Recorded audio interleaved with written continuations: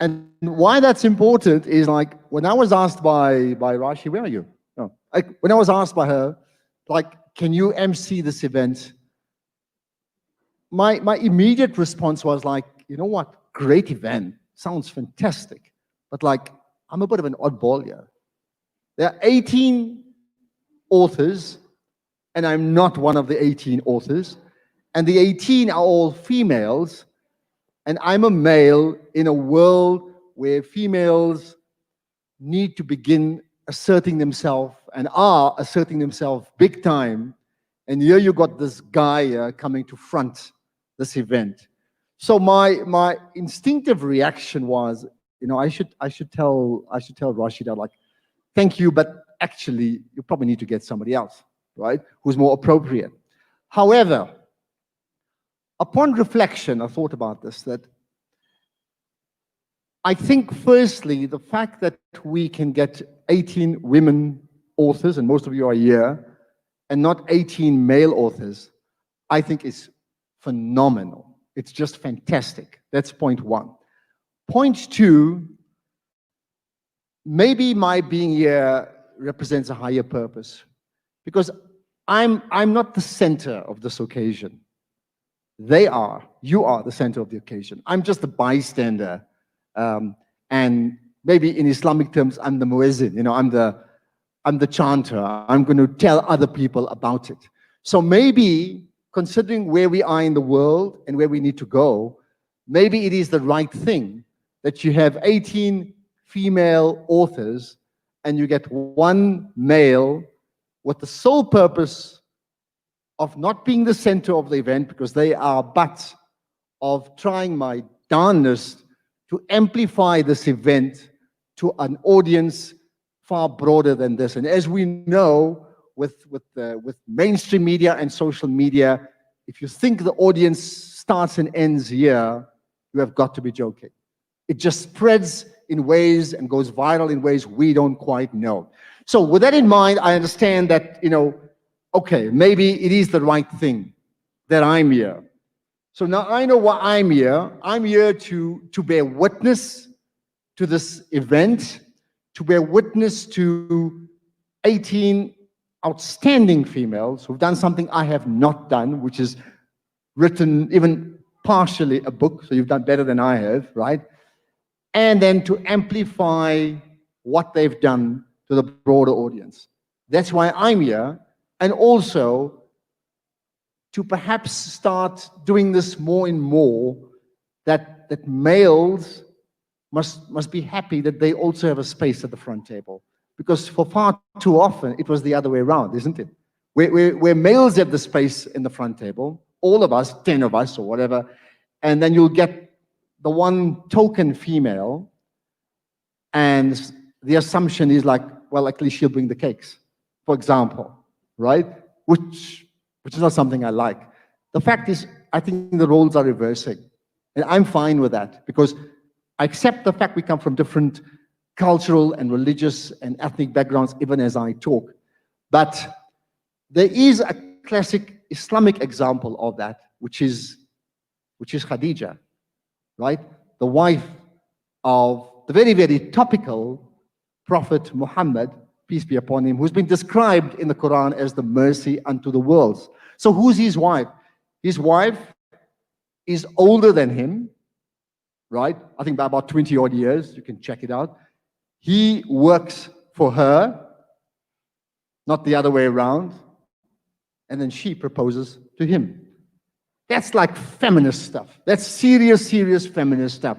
So how do we admire that and then do so little to open the spaces in our modern day society, when the classic example of the person we all use as the role model has done exactly what we're not doing, which is open spaces for females. So from that point of view, that's why I'm here. For you in the audience, well, why are you here? Don't answer it. You have your own reasons, okay?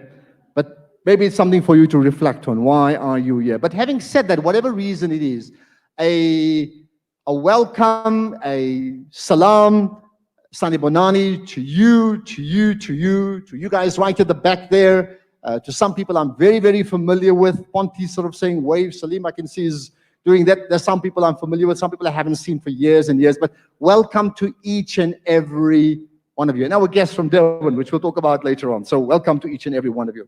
Now, before we get cracking, I made the point earlier on that we're the lucky ones because we're here. So how do we amplify that we are here to a broader audience? So who's got cell phones with them here?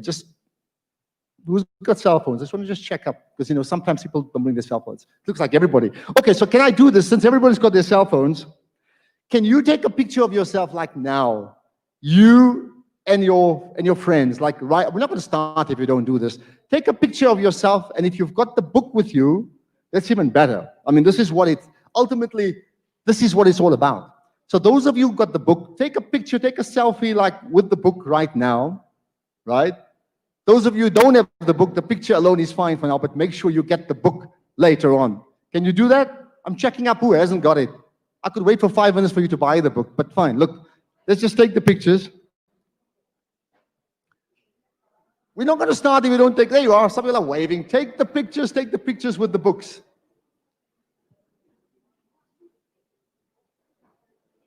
Okay.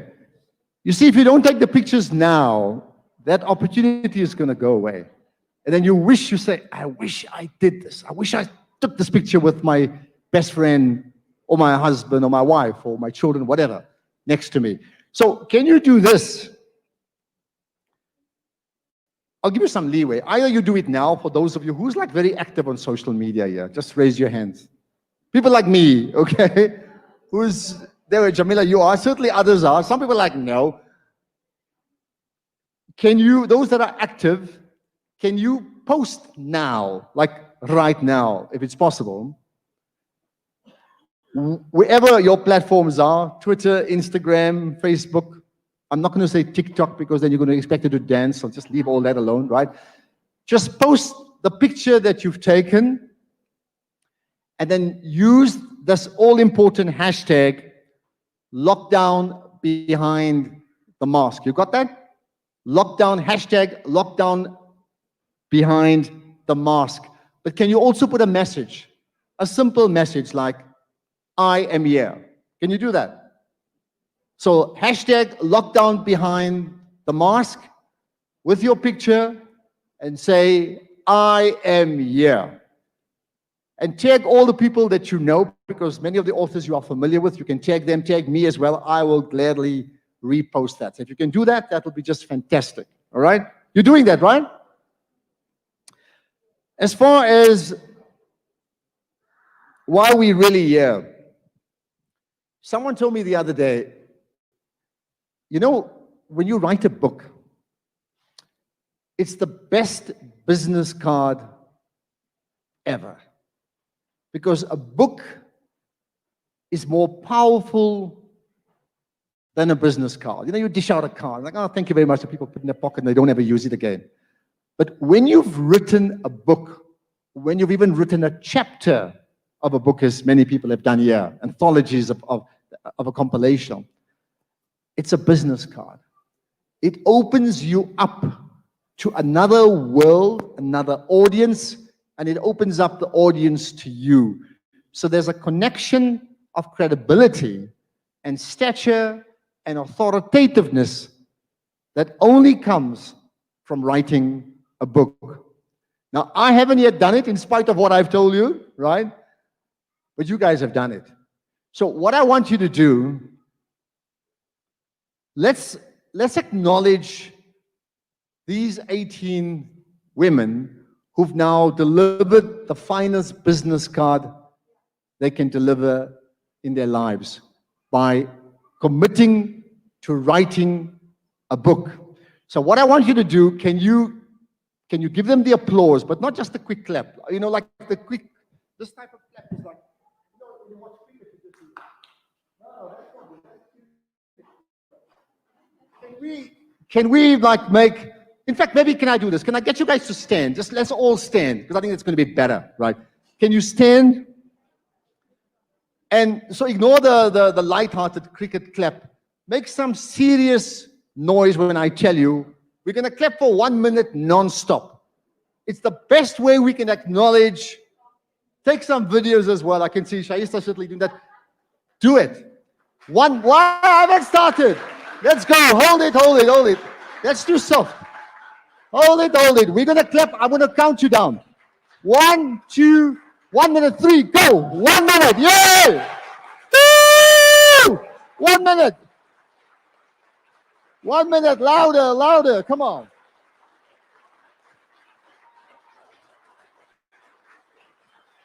There we are. 1 minute. Let's go. Some people are stopping. That's it.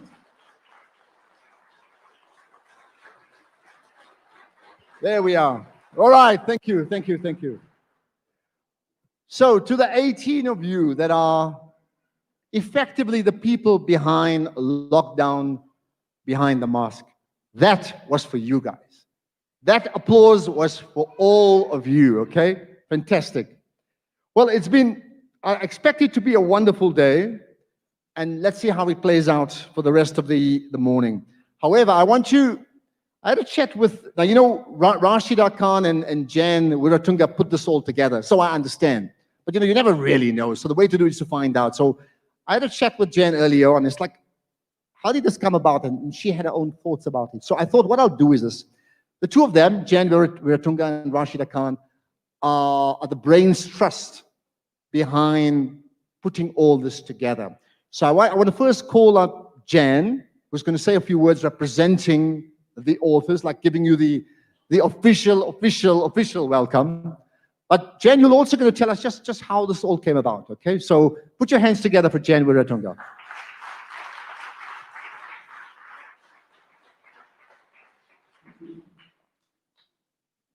Thank you very much. Okay. Asala Mu'alakem. Sorry if I mispronounced that. I've been practicing it and I'm so nervous now. I can't even get my mouth working. Welcome. 6 months ago, we were hurled into lockdown. Not just us, not just the people that are in this room, not just the country in which we're living, the whole world. Everyone said to the writers, you guys, you're going to be in your element. You're going to be all at home and you're going to write. And it didn't happen. I, for one, found it incredibly difficult, especially in those first couple of weeks, to just get my head around what was happening. And then all of a sudden, the inner voice that we all share kicked in. And I can honestly say to you, for somebody like me not to have words is actually quite a big thing, especially for those of you who do know me. We're back. The authors are back. We are writing up a storm, and we have written an amazing book. 6 months ago, I had an idea. And I asked Rashida Khan, who at that time was just a colleague. In fact, she was the competition because she was also another author out there selling books. And if she's selling books, it means I'm not selling books. And I asked her if she would be interested in being involved in this. She's become my friend. She's become my go-to person. And most definitely, she has been my rock throughout all of this. 6 months to create one book. It was a lot of work, and thank you so very, very much, Rashida, for standing by me the whole way through. Today, you're going to discover the stories behind many of these authors. What inspired them to write? What gave them that little push? Or who gave them that little push in some cases? Ladies, I think one of the things you would like to do is give a round of applause to your husbands, your friends, and your family who supported us during this whole procedure and journey that we walked together.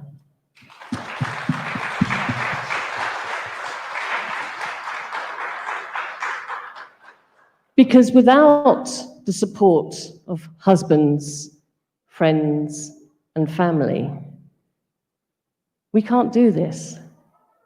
And we thank you all for the support that you have given us. They discovered their stories waiting to be told.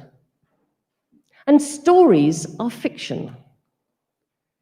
Stories, sometimes they draw on somebody you know, or a number of people you know. So you take a little bit from Joanne, who's a friend of mine here, a little bit from Mohammed, a little bit from Rashida, a little bit from Ashraf. And we weave this all into a story. We weave our characters, we create our characters. They're wrought out of the mixed emotions and feelings that we all felt during lockdown.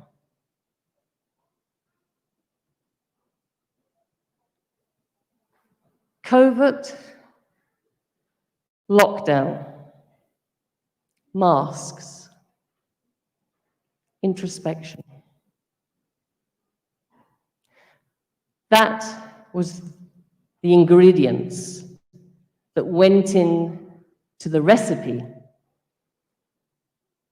and the final beautiful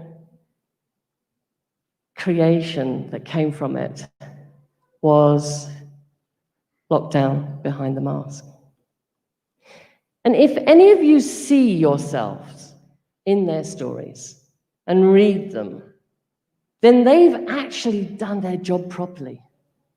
Not because they based their story on Joanne, Mohammed, Rashida, Ashraf, but because they wove something. They did it so well that you see yourself or someone you know or you think you know in that story. And that is a credit to the writer, because you want to see yourself or your friend in a story. You want to be inside that story with the author.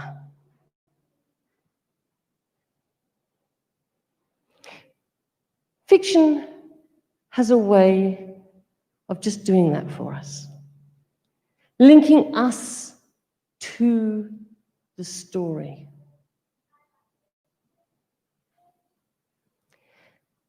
Now, I'm sure I've spoken more than long enough. I want to just say very, very quickly that these stories here are fiction. And wonderfully, wonderfully woven. Well done, ladies. Without you, this book would never have taken wings. Without all your stories, your wonderful ideas, your imagination, you were all amazing. We'd like to call forward, I'm just going to make sure I get her name, Nafisa Dangor from Salaam Media, please, to take over here. Thank you very, very much. Thank you for having me. Is it okay if I...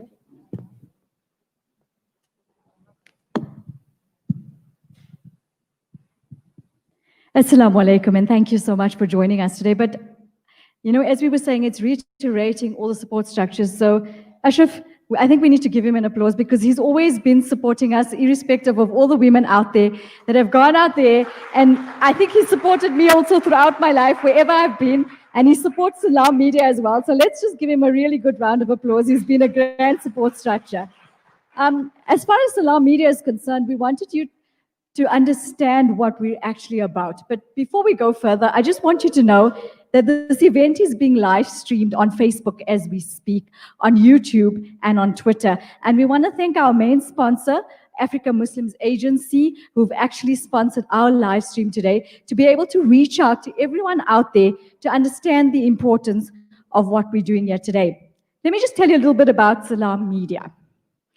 Salaam Media is a humanitarian journalism organization. And what it means for us every single day of our lives when we go to work and when we go out there is to change somebody's life. It's to be able to reach out, empower, uplift, and change people's lives for the better. And that's what we've been doing through our platform. Literally, we've been reaching out to people every single day and seeing what their woes are, going out into those rural areas, reaching out to authors, reaching out to everybody. And this is what we need to do, is start creating the support structure for each other to be able to move each other forward in life. And this is the platform that Salaam Media has. We've now gone Facebook Live. So literally, you see us interacting. And at the moment, at this point in time, this is exactly what's happening. We're live streaming, so people can go on there. You're welcome to let all your family members that are not your friends, they can actually watch it right now. But let me just tell you a quick little story that stood out for me last week on my show. And I also interviewed some of the authors, and their stories were so phenomenal. It was so life-changing. It brought light to what we do as a humanitarian journalism organization. And that is to be able to reach out and change lives for the better, give people that hope and create that support structure. And that's what it is about. And last week, we interviewed a phenomenal gentleman, and his name was Zikaya.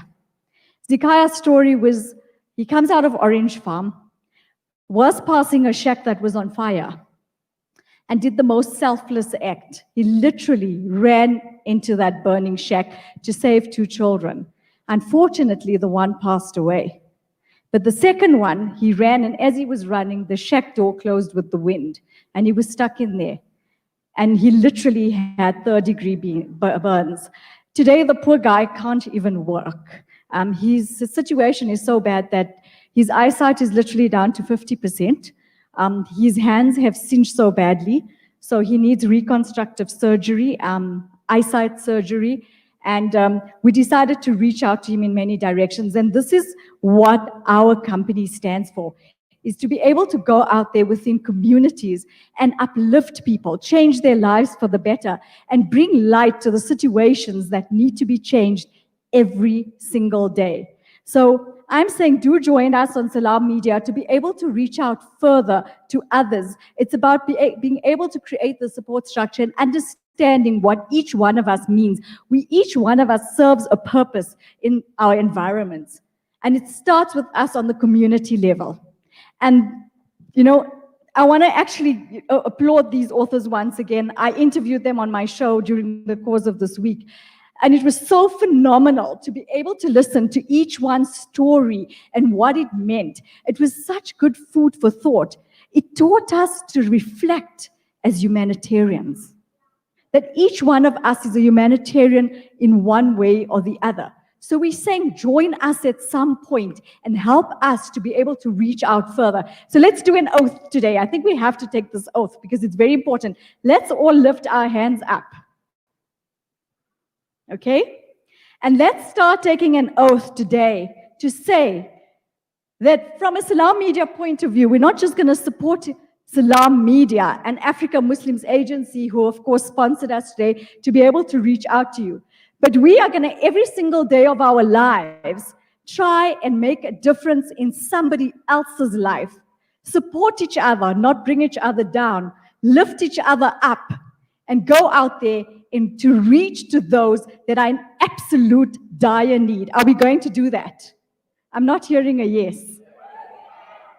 So I want to thank you so much for being a part of this, Rashida. You've given us the platform to be able to showcase phenomenal individuals who are trying to change people's lives through their writing. And I think by reading that particular story, it actually gives you so much of food for thought, where it makes you think, what have I done today to make a difference in somebody's life? Let me leave you with this. Each one of us serves a purpose. And please do support Salaam Media, because by reaching out to us, we in turn can then reach out to a broader spectrum of people. And of course, once again, we want to thank Africa Muslims Agency. You're welcome to, of course, send all these messages out to every single person that you know. to be able to watch us live stream as we go out today, to be able to showcase such phenomenal human beings who are trying to make differences through their writing. Thank you so much. Thank you, Ashraf. Thanks for that, Nafisa. I mean, just to amplify the point that without the sponsors, word Salaam Media says it all. There's a sense of peace about what they're trying to achieve ultimately, right? Having said that, so I think what you need to do now, just share immediately where you are and tag Salaam Media so that your friends can watch immediately, because of lockdown restrictions. I mean, I have a sense that if there were no lockdown restrictions, like most of you probably got like 1 or 2 family members with you. Is that correct? Yeah. So if there were no lockdown restrictions, I have a sense there would be like 50 people for each one of you. Well, there should be. So we like 1,000 people short physically today. So how do we reach the 1,000 people? I mean, you guys know what to do. But I've also checked out the Instagram account for Lockdown Behind the Mask, okay? And there's 170 followers for an account that's 2 days old. Come on, we have to do better, right? Can you guys, and many people on Instagram, because you make lots of money out of Instagram and you argue on Twitter, so forget the Twitter part. Can you follow Lockdown Behind the Mask like immediately? So lockdown_behind_the_mask. I think I've got that right, but you'll find it. And then you'll find many of the authors being followed already from that account and their own posts, so you can then tag them as well. So it's a way of just spreading it. Can you do that immediately? Don't forget that Lockdown Behind the Mask as a hashtag, not only for what you did in the beginning, but whenever you've heard people talk today and you want to take some pictures and some really good information that's come through, share that using those platforms as well. Okay, you're going to meet the authors. Isn't it great? Like, really meet them now, okay? So this is the plan. We'll have them in batches of approximately 5. They'll come up here, and each one will literally tell us who they are, very quickly, short soundbite of who they are and what have they written in that book. And then perhaps I'll ask them 2 questions each. We'll see how it goes. Very, very short, punchy stuff. But before I get to them, you know, when you're buying a book, I mean, there's 2 things that, besides the content you want to read, that will convince you to buy. Well, 3 things. In fact, the cover, right? So don't you guys think this cover is impressive? I mean, really. So cover is a major selling point as to why you pick up a book. Then the title, Lockdown Behind the Mask, means so much, as Jan has alluded to earlier, literally from a COVID-19 point of view, and more so for many people who come from an Islamically inspired background seated here today and what that means for them, right? So there's this ambiguity about what behind the mask really means, okay? So that's point number 2. The third one would be to see what's written at the back, right? Because, you know, they normally pick out a quote from somebody who's done a forward and say, like, how convincing is that, right? And the fourth one would be the forwards. So I've been asked to contribute via the forward, and I'm not going to read it all, but I want to just read out or amplify 1 or 2 things that I've said there in the hope to convince you not to buy 1 book, because I'm assuming you're buying the 1 book anyway, or 2 books. But if you can buy more than the 1 and more than the 2 and buy 5, there's probably a discount for 5, I think. I don't know, I'm just checking, maybe 10. Oh, there you are. You're saying maybe, I don't know, we'll have that debate, but the bottom line is buy the 5s, buy the 10s, and then share the wisdom with other people, because it's your way of connecting them and their message to others. So this is some of the things that I said, okay? So I'm quoting myself in this case. From fear to hope, from panic to faith, from loss to healing, from submitting to lockdown rules to submitting to Allah, from the paranoia about being COVID positive to being positive about COVID. This book will serve as a bookmark to record the experiences of our generation for future generations. An epoch moment when normal became abnormal. And then finally, I said, this page turner confirms that while not everyone will be COVID infected, everyone will be COVID impacted. And we all are. So this anthology, this book should inspire you, as the reader in this case, to share your own personal COVID story, impacted or infected. Ideally around a fireside chat. In that case, you have made a good start by getting the book, because the book will inspire you, reflecting on the 18 authors, and can then you take this message forth with your own stories, with your own families. Don't just WhatsApp them. Share your stories about how, from the beginning of March to almost the end of the year now, and what appears to be beyond, based upon the infection rates rising in Europe in particular, that this is going to continue. All right, now we're going to get to, so hopefully that will convince you enough to buy more than the one book. Okay, so here's the plan. I'll call up 5 of them, one after the other, and have they're going to say a few words, and then we'll have this very, very quick 2-minute chat to them. So it's not alphabetical, otherwise you'd come much later on, Rashida Khan, but I don't know why, she's up first. Go ahead. Put your hands together for Rashida Khan. You're going to keep that.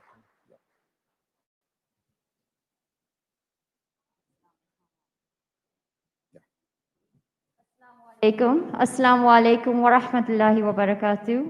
My name is Rashida Khan. I am an author. I have 5 publications, and I wrote the story, His Pleasure, Her Pain, My Patience. And I wrote it because it's the same story, but everybody, 3 different people have different perspectives on how that works. And that's exactly how life is. We all have our own perspectives on things, and we all have a different view. But the idea is to be able to respect each other and acknowledge each other. And that is why I wrote His Pleasure, Her Pain, My Patience. It's the first story in the book. I hope you will enjoy it. Jazakallah. Well, I've read the story, and now most of the stories are fiction. 1 or 2 are fact, I understand. I take it yours is fiction. Right? Complete fiction, yes. Just checking. Because it's an important story to read, right? Why did you choose that story? I mean, besides giving the title, I mean, is there something that you know, it was made earlier, that we draw on experiences from other people? Why did you feel that you wanted to amplify that? So I always enjoy writing about strong women. That is my go-to place when I start writing. So my stories have very strong female characters.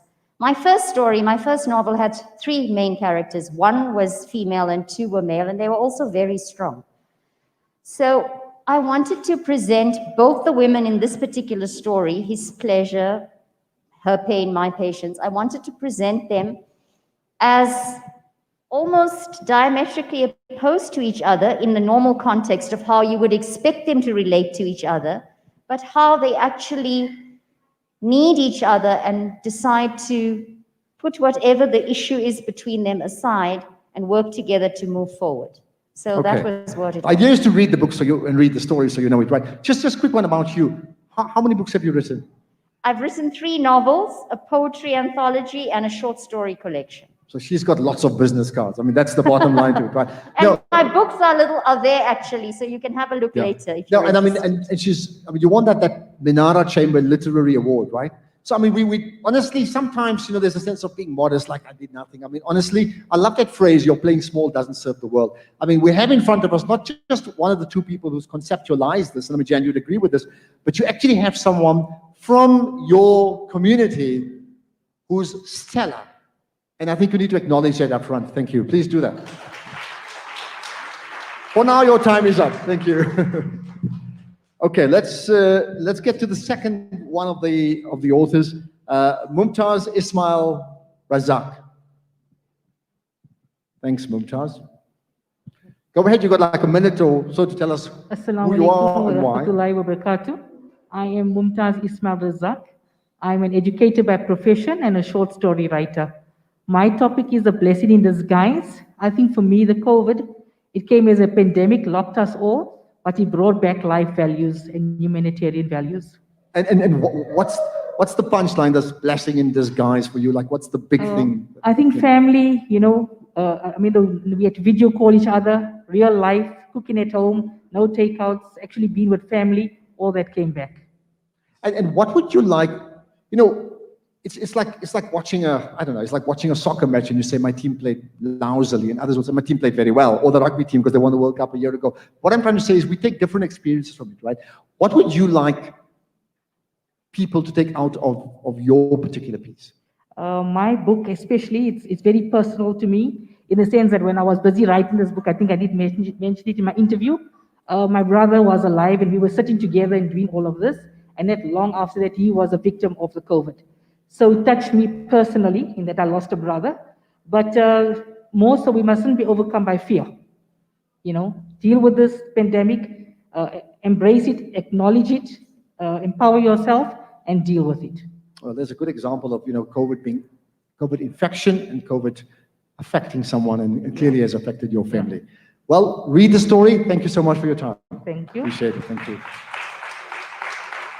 That's Mumtaz Ismail Razak. Let's get to the third of the authors, Aisha Badat Khan. Aisha?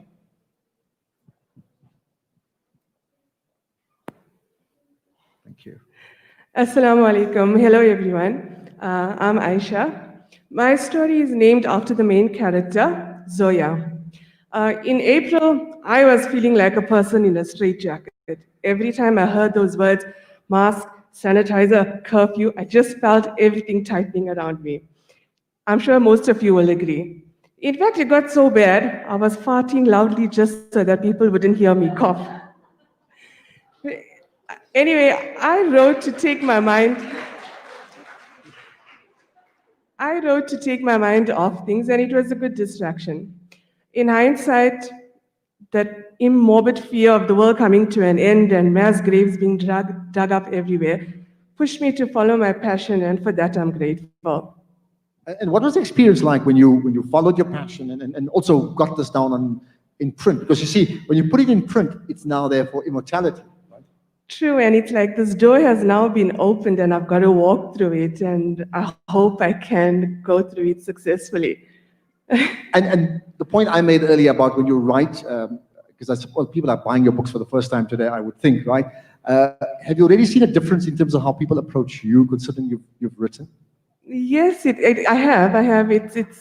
But I've always been a wordsmith, but it's now finally, okay, it's on paper now and it's in print and my name is there on a book with a barcode and a... There we are. Well, unmasked in this case here. Thank you so much. Mumtaz, Aisha Badat Khan, thank you. Let me then bring up Jan Wiratunga, who's you met her already before, so let's see what else you have to say. She's contributed to the book. From JE Gallery as well, Jan. Okay, most of you know me as Jan Wiratunga. Those are for my children's books. For my adult writing, I write under my pen name, which is JE Gallery. I've written 17 books. I've got another 6 that I'm currently working on. I tend to dip in and out when I'm writing. My story in all of this is called Sacrifice. Not everybody survived COVID. And it's based around, or I'd like to think of it as a tribute to those who did not survive. And how difficult was it? Because I mean, it says it already, those that did not survive, right? How difficult was it putting that together? It was very emotional. And I think that's what we all draw on when we're actually writing as well, is those deep, deep emotions. And usually when I put myself into my characters, they're children's characters, and they're happy and they're bouncing around and they're doing whatever. And this was very, very different. I was in a very, very different space, as were we all.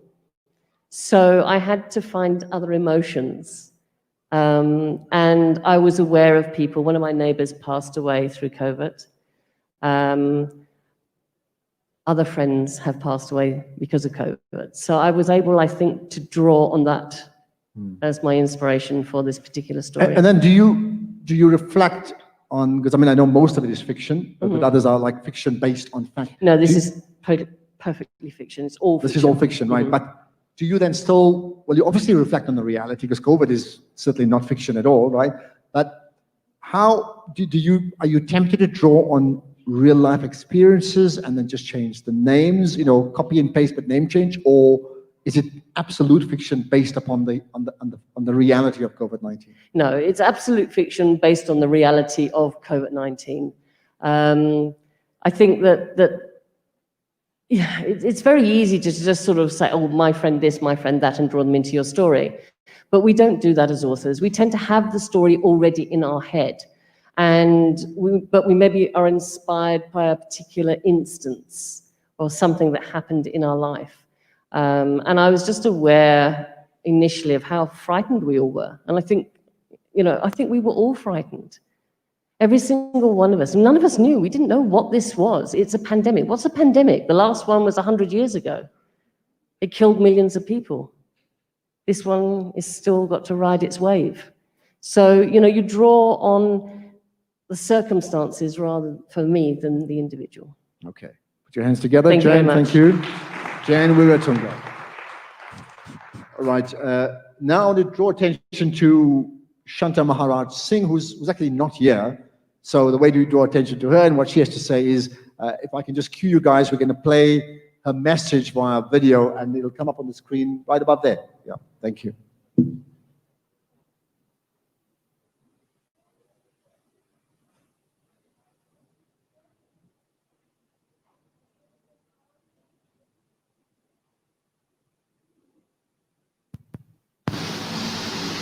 Hi, I'm Shanta, and I'm delighted to be one of the co-authors of Lockdown Behind the Mask.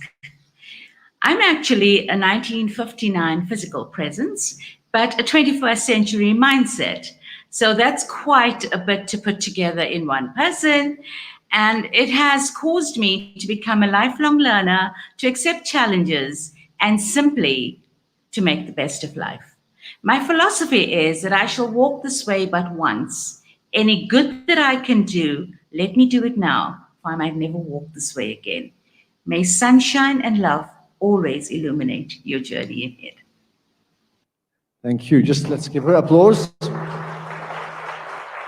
I mean, I think that line is so telling, Any good that I do, let me do it now, for I may never walk this path again. I'll leave it to you to just internalize what that means to you and how we can adopt that as a life mission in our lives. So there we are. Okay, we're going to get, that's the first 5. There are another, almost 10, I think, coming up later on. So we'll get to them just now. I want to, however, introduce Mohammed Amra.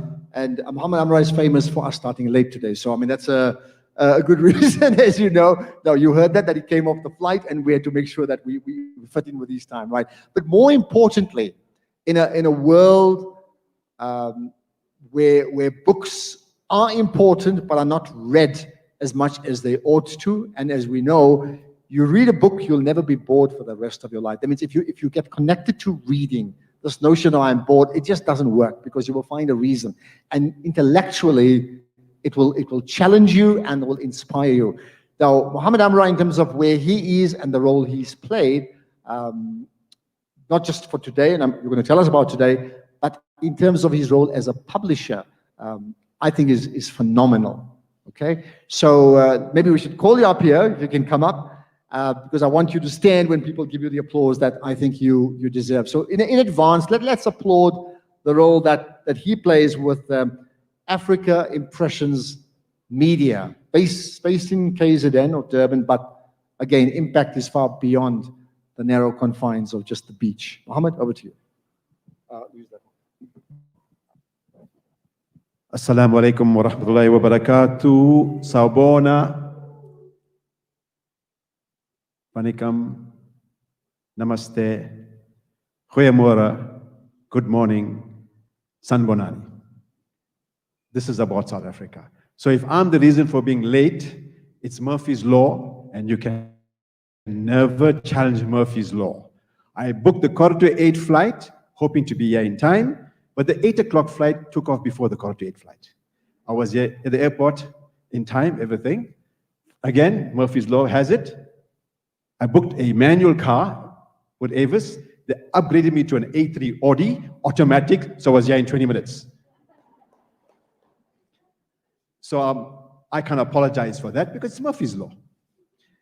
Firstly, I think to the Adamji family, thank you for once again coming to the party, in giving us and in facilitating this venue. I thought this year we'll skip you, 2020, because we had 2 events here in 2018, 2019. We thought 2020 is COVID, so we'll skip.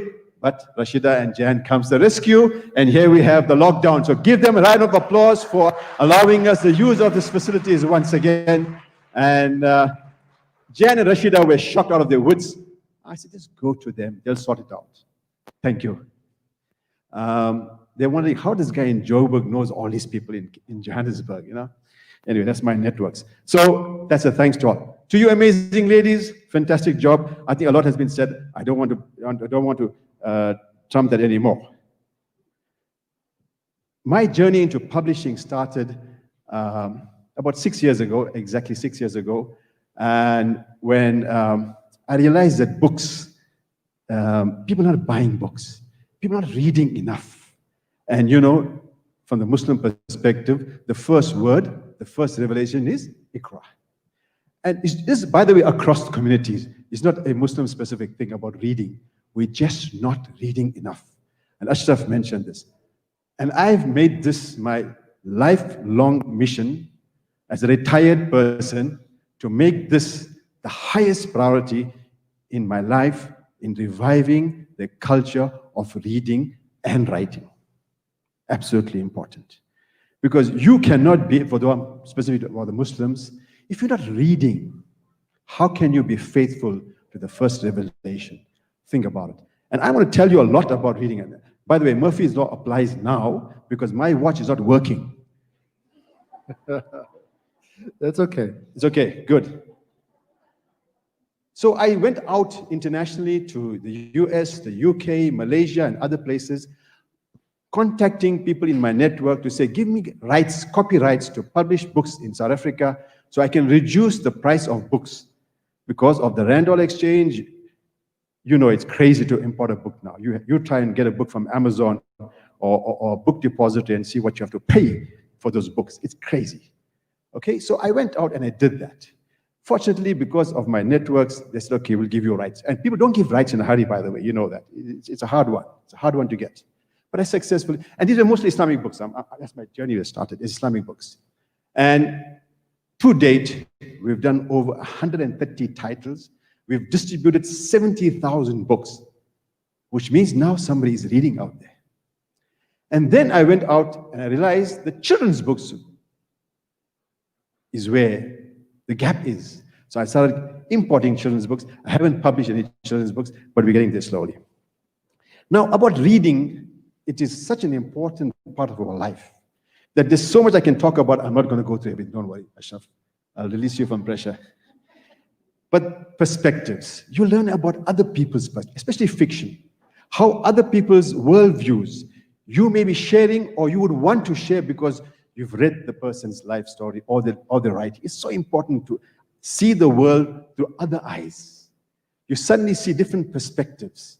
You suddenly become empathetic to other people's feelings and their journey in life. And I think COVID was a very good book. This lockdown book is a very good way of introducing those ideas. You see a bigger picture. You develop relationships with other people in the real world, which you'll find in the fiction stories. It's an amazing thing that can happen with fiction books. Your vocabulary, by the way, increases. Your language improves, especially for the young ones today. Social media is good, but it's a major distraction. People are busy right now sitting here and with a cell phone sometimes. You have to be focused on it. And I can go on. It improves your memory, by the way. It's a de-stressor. Did you know that reading is a de-stressor? Read every day before you go to bed, 30 minutes, and read before you go to bed. You'll see how calm you'll feel, how disconnected from the world you'll feel, and suddenly you'll be in a different zone. Mentally, you'll be actually more relaxed. It's a kind of relaxation therapy. So start reading, ladies and gentlemen. Make it, do you keep budgets for reading, buying books? Jan, you and I sell books. You know how difficult it is to sell books. Let me tell you, it's a tough call. But I'm not giving up because I've started a journey and I'm going to run the journey. But as a publisher, one of the biggest challenges is that it's not easy to get a book published by the major publishers in this country or in the world. You struggle. Self-publishing is not the easiest journey. It's a hard, difficult journey. So I started this, and we're beginning this journey of publishing now, which is something more recent in the sense of new books. And I don't know what's happening, but suddenly I've got about 6 to 8 titles on my table right now. I don't know how I'm going to deal with that. But I've got a very important book that's coming out. It is an author's coach book. From somebody in the UAE contacted me and says, look, I'm doing this book. I said, fantastic. That's what we want. We want to get more people to write stories about themselves, fiction or otherwise, because that sharing is important. I'm actually going to cut myself a little bit short now. You know, the Quran, by the way, has 40 to 50% stories, real stories. Some are not actually real, okay? They are parables, but parables are also stories. And it's a way of changing people. Talking about that. There's 2 things that I'm going to leave you with, Rashida and Jan, and the authors here. Because stories reflect life and reality. Now that I'm giving you another assignment to consider, Jan, you as well. There are 2 challenges we're having in our communities worldwide. The number of divorces in the young. I run a school, and we're picking up parents that are co-parenting. I was at another function last weekend with my school friends of 1973, 48 years ago. And we were discussing these issues. And one of them is a chairman of a school. And he says up to 50% of the parents are actually separated. This is crazy. Now, how can we share the ideas why divorces are taking place? What can we do to give solutions? How can people write these stories, real or otherwise? Because if we don't write about these things, we're not going to share these things. We can't hide under the carpet. We know when you have an issue and a challenge of a marriage that's on the rocks, you go to Jamaats, and what they tell you? Make sabr. My God. Sabr? Patience? No ways. You have to deal with it. You need counselors, etc., etc. But we need to write on how we can save marriages. Because people's expectations in marriages, especially the young generation, is not the right way of looking at things. Marriage is about compromise, about compassion, about mercy, about dealing with issues. But today, hell breaks loose. Poor kids suffer. And the last one, a touchy one, another one that I feel very passionate about, nuclear families. What is happening to our family network? The fabric of society is based on families, multi-generations living in the same household.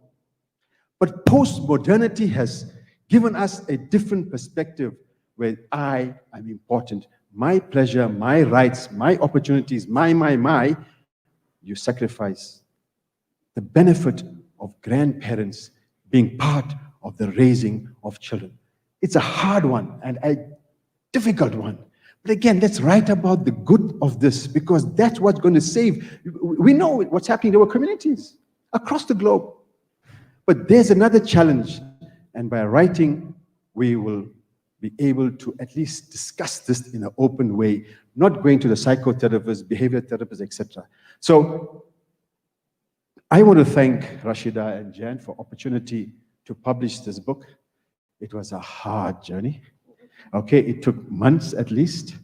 This comma is not right, that full stop is in the wrong place, the footnote is not there, and Jan uses voice notes, so you can't escape that voice. Beautiful voice, by the way. Beautiful voice, really. But I thank you for the opportunity. I thank the authors for the opportunity, and I think there's going to be many more coming out, and I think this is a journey. I'll leave you with this message, ladies and gentlemen, and your children. Start developing the love of books for your children from a very early age. When you travel the underground in London, everybody's got a book, almost everybody. Ashraf, no more. What they got? The devices. Okay? And many of the things that are in the devices are not adding any value to your life. They are distractions. Get a book. If it's a Kindle, that's fine. It's a PDF, it's fine. As long as it's a book. And I want a commitment from every one of you sitting today that you're going to make a commitment today that you will start. If you haven't started, and if you're not doing it, take a book and read. Read, read, read. You will see how beautiful this journey of reading is. Thank you. Wassalamu alaikum. Sanbonan. There we are. Thank you so much, Mohammed. Amra, and the logo is at the back of the book there. You'll see the Africa impression. So you want to zoom in on that because we need to amplify that. Yeah, I think give him applause once again for the very, very important work that is delivering as well. But you know, as you spoke, you got me thinking about this. I don't know about you, okay, but are you not like personally fueled by the fact that your story is not heard? Doesn't it irritate you? Because as we see it here, you know, I probably know, I don't know, 10% of the people in this auditorium, and the others I've never met in my life. But each one of us, we have a story. And in the apartheid era, when you had an opinion, you were censored by legislation. You couldn't have an opinion. We actually don't have that now. Thank goodness for that. It's something to treasure, right? So all the more your story about, and simple, you know, who are you? What do you do now? Where did you come from? And where do you want to go? And as Mohammed said, if you put it down in picture form, right, and illustrate that, because people read well in images, right? If you do that, it's a story that you can pass down to your children and children's children and children's children. Because think about this, when you've picked up an old picture of one of your forebears, you know, great-grandfather or great-grandmother, for example, don't you fuss over that? You fuss over it. Like, oh, look at these pictures. Look at these people when they were like this. Like, look at how they looked and look at what they were wearing. And we laugh and we tease them. So here's the bottom line to this. That picture only exists because someone took it, someone put it in a book form, or somebody collected it. That means the gathering of information is important. So if there's nothing else about human ego, is the need to tell your story. If not to the whole country, tell your story for your children and your children's children and the next generations to follow. So when your name gets mentioned about my granny or my great-granny, they won't have to ask questions about, like, what did she do? Is that a good enough challenge for all of you? Should be for me as well. On the book part, I tend to, this is what I do. We all get distracted sometimes, but as a general rule, I think most people make the mistake of wanting to read and thinking they have to read like Taravi style, 1.5 hours at a stretch. So inevitably you don't do that, right? The simplest way to read is just commit to reading 1 chapter a day. That's the simplest thing to do. So there are days I don't, but in principle, 1 chapter a day, which should be maximum 20 pages, very often it could be 10 pages. If you do 1 chapter a day, you'll be amazed how much it becomes part of habit forming for the rest of your life. And then you can't live without it. And that's good too. Okay. Just by the way, I mean, you mentioned Kurtuba. I just want to make the point there because it's important to history. Not only is this place very, very pretty and it's beautiful, and this is another story. How many of you know the history, not of Kurtuba, but this Moroccan Andalusia combination, southern Spain, southern Portugal, Morocco, and the influence that they had in those cultures for 7 centuries. So if you know it, great for you. If you don't know it, I mean, there's a challenge.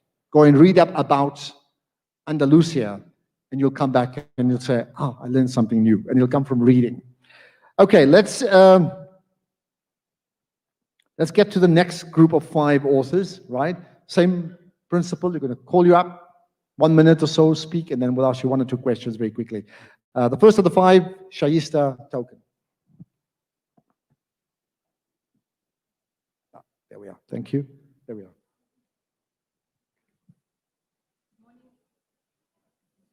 You have to just switch it on. My name is Shaista Ismail Token, and I am the proud wife of a very supportive husband who's here today, Naeem, as well as a mum to 4 good boys. My journey in life has taught me to cultivate a sense of purpose, and through this, believe in myself. And so my COVID companion, my story, was based on relationships, the sense of connection, of staying together through the challenges, through the obstacles of what life has to offer, but specifically this year, what COVID had to offer us. So my COVID companion, my story was about a married couple navigating a way back to each other through finding their love again. Thanks. Thank you. And in putting that story together, I mean, you have your purpose. How did you connect your purpose to the story? And because when you write, you grow, right? So the purpose behind putting the story out there, as we know, during COVID, as a relationship coach, I was faced with a lot of cabin fever from couples who have found it very difficult to connect and communicate with each other. Simple thing like having a conversation out of your daily routine and then mundane life that you've created.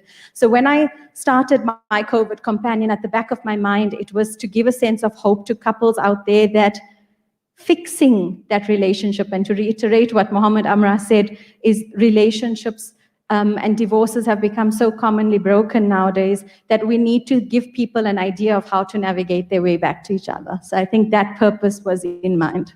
And your advice in terms of, for those who haven't written, to say, write, I mean, what drives you to write? I think self-belief, because everyone does have a story to tell. And that the fact that we don't have to be perfect in our writing to actually start writing, the idea of expressing ourselves freely and comfortably, and then taking advice of someone who actually reads your work, and then an editor who actually perfects your work. If you take us, we are 18 very different women, some in professions, some who were at home. So just sitting and believing that we could tell our stories in a unique and in our perspectives was what I would think everyone has that capability and ability to do. And one of the things that I would advise you is start with yourself and believing that you are able to do whatever you set your heart out to do, because I'm proof that I could write a short story, which I never believed prior to COVID. And I think that initial sense of novelty of having the time to do it, but also committing that I want it done, that was most important. Okay, well, there we are. Shaista Ismail Token, thank you so much. Read a story. And the next of the authors, and I think this point has been mentioned, that some of them have written prolifically already. Some of them, I think the majority are, right, Rashida? Many of them are like absolute first timers. So your combination between what the two of you guys have done has been a catalyst, not just for people to read, but for people to write. And you can't read if people don't write, okay? So now they are absolutely empowered already, because when you write, you have opinion. When you have opinion, people follow your opinion. So, I mean, well done to both of you for doing that, right? So with that in mind, Abida Simji is the next of the authors we'd like to bring up. Abida? Thank you. Assalamu alaikum. Yeah, it's way. So I'm Abida Samji, and Monarch of Change is the first story of mine that's ever been published. The inspiration was there's a lot of negativity and disagreements that surfaced when lockdown began. And for me personally, there was a lot of lesson and positivity that I wish to highlight. So that's what I decided to put into my story. And I take it that you were approached, you were asked to write, isn't it? Or was it the other way around to say, please, can I write? So my mother actually sent me the poster because I would write, but no one ever read the stories. It was something I kept more to myself. It was the first time I ever decided to put it out there. And so therefore, when you chose to submit, right, and then chose to basically reveal your inner sense, whether it's fact or fiction, it is still your inner thoughts. How did you feel about it? And what has it done for you, post now putting it into print? Well, it actually gave me a lot of sense of confidence that I could do it, because I didn't believe I could do it prior to actually submitting the story. I didn't think it was going to be published or even chosen. And for me, it was very uplifting surprise. Well, look forward to like a full book from you and maybe 10 books down the line. Thank you so much. Applause for Abida Simji, right? Let's move on then to Bibi Aisha Hafiji. Bibi Aisha Hafiji.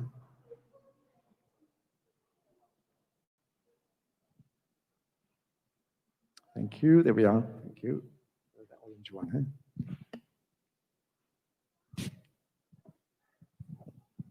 It should be on. Assalamu alaikum and good morning to everyone. My name is Bibi Aisha Hafiji. I'm a first-time published writer, educated by profession, and my story is called Essential Items Only. Now that's a new word that was coined during lockdown. So my story is about the essentials in life, what we don't look at on our day-to-day. We can go out kind of lives. So when it was lockdown time, we knew what was essential, what meant more to us than ever. So it was not just you're going out and buying the essentials for groceries. It was the essence of your home, the confines of that home, being stuck at home, knowing what mattered and what didn't matter anymore. So that was the essence of my story. And I think it says a lot about the essentials of life. So it's pretty obvious, but what do you hope to achieve from listing these new essentials that must be used by all of us? Preservation of relationships, looking at what is important, overlooking the small things that turn into major issues and problems later. I think we overlook that every day with everything else that seems to matter, but really doesn't. And do you find that as you put the piece together, one is listing the essentials as you see it, but do you sense even now that you've become a life coach? You say you're an educator, but now you're effectively telling people what they think is essential. It's almost like very forward, isn't it? To say I'm telling you based on my experience, that's what you need. Tell me how you work that through in your mind. Well, it wouldn't apply simply to me. I think it applies to everybody in general. Maybe it was my own personal experience of the lockdown. It was fictional, but based on what I was feeling. So I think everybody can learn a lesson from that to say, hey, I'm wasting a lot of time on XYZ when this is what really matters. So yes, it does change our lives. The whole of lockdown has changed our lives and what we need to put into perspective as a priority. Well, there you are. Thank you so much. Looking forward to that. And I think all of you need to read that, the essentials of life. And maybe you should do that. That hashtag, what's it? Lockdown behind the mask. So perhaps tell us what are your essentials in life. I think it's an interesting exercise to see what comes out of that. They may not necessarily be the same things, right? Let's move on then to Nusayba, the fourth of this batch of authors. Applause for her, thank you. There we are. Assalamu alaikum wa rahmatullahi wa barakatuh. Good morning. It's actually Nusayba, mother of Nusayba. Okay, got that. Okay. So I'm going to read you a little something that I wrote to myself that I think would kind of explain what I wrote and why I wrote it. Wow, what? I said to myself, are you saying that I can be me, I should be me, even with calamity surrounding me, even with poverty within me? I am free to be me, unapologetically, beautifully, excitedly, Perfectly? Really? Yes, me, my love. Well, who else can I be? Who else should I be? Come now, set yourself free. You deserve to be all that you can be. I love you, so you love me. My precious bumblebee, spread your wings and fly like a beautiful butterfly. You can be you, and I can be me, united for infinity. How wonderful you see. Love me. And that is Nusayba. That is the person who wrote my story, the truest form of myself, being a mother. And I feel like as a mother, that's the real me, authentically. My kids know me for who I am. There's no BS, they'll call my bluff. And so I wanted to write from that true, real, and raw perspective. And I wanted my character and my story, Ilham, to come across in that real, very real way that people could relate to, empathize with, and feel what she's feeling. And I take it your kids then have read what you've written, right? They're very young, so no, they haven't. Okay. But have you shared it with your family as yet? Or they'll read it I now? have. Okay. I mean, you made the point earlier on, like, wow, this is me. How important was that? Because that goes back to what we were saying earlier on, isn't it? About like the need to say, I have an opinion, I have feelings, I want to express myself, I want people to hear, even if they don't agree, I want them to hear that this is me. Yes, I think that a lot of us are struggling to be ourselves in these times. And I think especially during lockdown, people were trying to figure out their lives, like what's going on, everything's changing, I don't know who I am anymore, in general, not just in lockdown. And so in my story, I wanted to inspire hope. I wanted to give that message that mindset is everything. If you change your mindset, you can change your life. And that's a journey that I've been on. And I said, instead of just helping myself through my story, I can help others. Yes. And what's the most difficult thing you had to experience in putting down that story? So I think that I added, as a creative technique, I added real elements from my life and myself. So I think that that was a bit scary, but it really added to the dramatic effect, and it made the story so much more, I think, beautiful and so much more relatable, and like I said, raw and real. So I think that was a bit awkward for me, but I'm glad that I did, and I'm happy how it turned out. Okay, well, there we are. Applause there. Thank you so much. you. And best wishes. You can leave it over there. Nusayba, there we are. So, I mean, as you can hear, I mean, everyone has done something based upon their own experience. This is not a copy and paste where, like, you have 10 people in a class or a lecture room and say, deliver the same assignment. They are similar, based upon a global experience, but they are very, very different. And that's what makes it so special to read these, 18 stories, right? Let's move on then to Shakira Rahman Saleh. There we are. Thank you, Ashraf. So I'm a marketing strategist by profession, and I like to think of myself as a wordsmith and a digital scribe. So this has been a very nice experience for me to channel my energy and just get my story out. My story is completely true. It is nonfiction. The main characters are actually in the audience. I have my husband, Zubair Saleh, who is the hero of my story, and my 3 children sitting there who've come to support me today. So alhamdulillah, it's a very personal story. It's called Traversing the Unknown, and it takes the perspective of someone who is abroad and who's coming back to South Africa. When we left South Africa, it was mid-February. There were no COVID cases. It was hearsay, you know.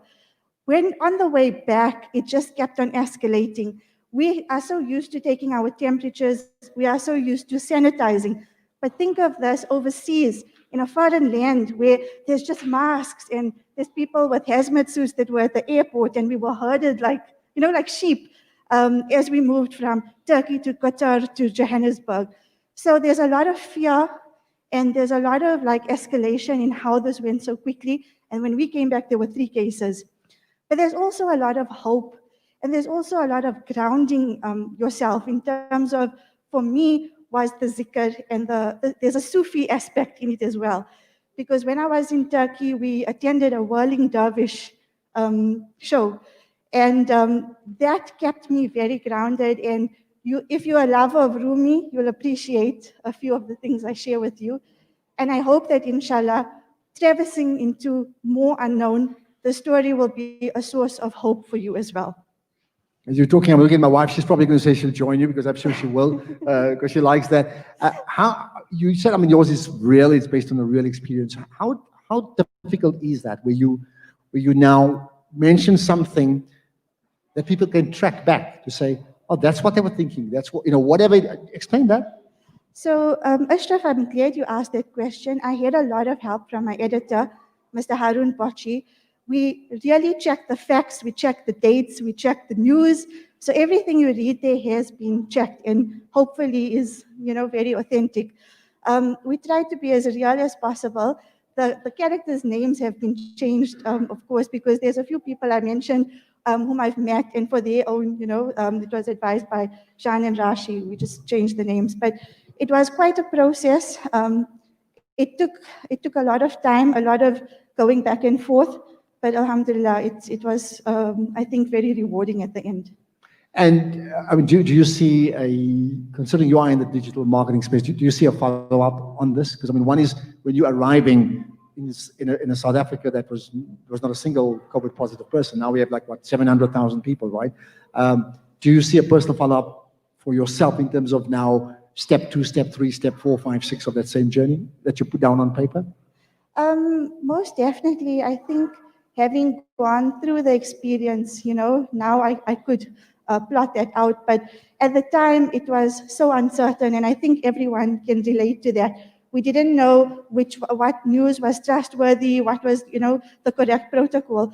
But I think it's important for us to document this in our learnings, because reflecting on it is very important. And perhaps for future generations, I hope there's no pandemic in the near future, but the lessons that we've derived thereof, if we can document it, I think it is very helpful going forward. Oh, very well. Thank you so much. Thank you. Shakira Rahman Saleh.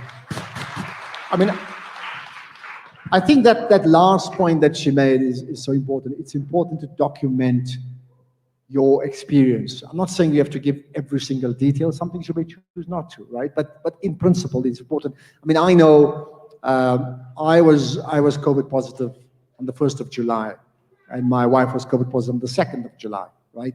And I was very clear that for me, it was the most natural thing in the world, not to write a book because I haven't done it, but the most natural thing to post my pronouncement that I'm COVID positive on the various social media platforms. What I didn't bargain for, but I was comfortable with it, is the explosion of interest from the mainstream media. So within a couple of days, I was interviewed on SABC News Primetime at Night, Newsroom Africa, 702, Power FM, I can rattle off all of them, right? There was just this massive interest, which means why? Because people are battling with the same issues and they don't know how to express it or should they express it, and they all feel vulnerable. And when someone else says, I'm scared, because I'll relate this, it's important, right? When I was COVID positive, or the first, when we think, at 5 o'clock in the morning, my wife felt my temperature and she saw that the temperature had skyrocketed, okay? And I knew then I needed to test myself, which I did a couple hours later, and then I was positive. But only later on did I see a message to our family group. And the message was, guys, Dad's temperature is so high. I am so scared. I don't know what to do. And that all happened while I'm fast asleep. I'm just relating that because that's a story. That vulnerability of this person who's sick, but the vulnerability of the person who's not sick, who's already impacted because they have to make decisions now. And who knows what happens next is very important. So I think your point about sharing the experiences and even for all of us blogging and recording it now, I mean, we hope it never happens again, but we are in the midst of something unprecedented in our lives. So is that not something that you wish to record for future generations to consider? All right. Now, the Valley Trust from KZN are very important to this event because they are the recipients of the income or the funds being raised by the selling of the books. And where, Rashi, I mean, where is she? At 200 rands a couple, and you get a book. Ah, man, that's like cheap stuff. Honestly, you could have actually raised it a lot more. Think about it. 200 rands for 2 people to attend, and then you also get the book. All I can deduce from that, you probably need to buy 3 or 4 books because honestly, it's a fabulous deal, right? But very importantly, the Valley Trust then are the beneficiaries, and they do some phenomenal work in KZN, and therefore they were chosen and adopted as the partners who will benefit from all the sales today and moving forward, okay? But let me not assume I know everything about the Valley Trust or that you know everything about the Valley Trust. I'd like to draw attention to the video that we're going to play up now, and you'll know a whole lot more about the Valley Trust.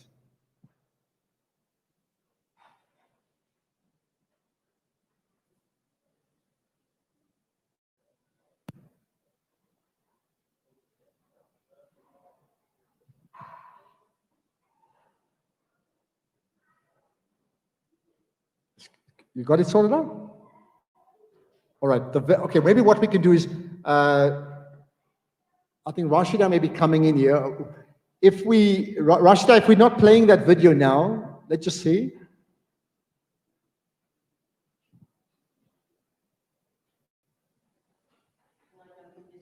Maybe you can.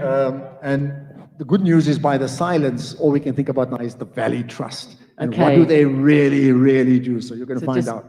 Just while we're sorting out the video very quickly, and somebody put your hand up at the back there when we have. Right from the inception of this book, I'd made my mind up that I wasn't going to take any royalties for it. I felt that it was something we were all sharing, was lockdown and the experiences from it. And we're so aware of so many people who lost their jobs, so many people who lost their livelihoods, families that couldn't even feed children. And even after the initial 3 weeks was finished and we were able, some of us, to get back to working, some of them weren't. And this particular community is in need of help. So when I actually put the advert out there for authors to submit, one of the conditions was, you ain't getting paid. You're not going to get a cent out of this.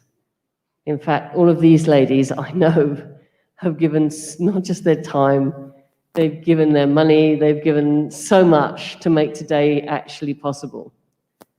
So that, right from the inception, was what we wanted to do. So all our royalties we have waived, and it all goes to the Valley Trust. Are we ready to pay the Valley Trust? Does that mean nearly? That means we're ready to go? Excellent.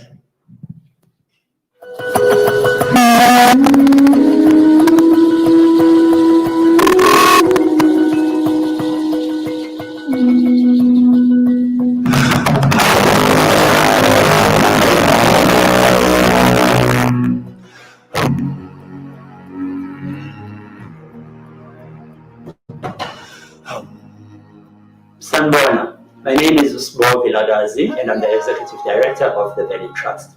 We're a non-profit organization based in the Valley of 1,000 Hills, just outside Durban. Our vision is to promote healthy growth in the communities in which we work, which includes communities in the Valley of 1,000 Hills, around Durban, and other parts of the city and the province. We currently have 3 areas of activity, being the promotion of child health and development, skills building for youth to help them become productive adults, as well as HIV prevention with a focus on informal settlements.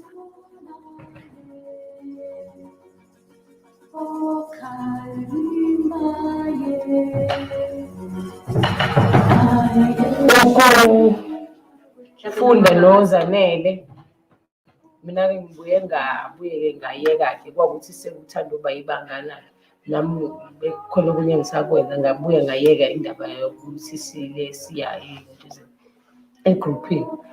uZanele waqhubeka-ke weza la kuthina befika namathoyisi nezinto ey'ningi ey'hlukahlukene okuqondene nokwey'ngane kungenze ngabona ukuthi kulula ukubona ingane ukuthi ishesha ifasti kangakanani ey'ntweni la ayisheshi.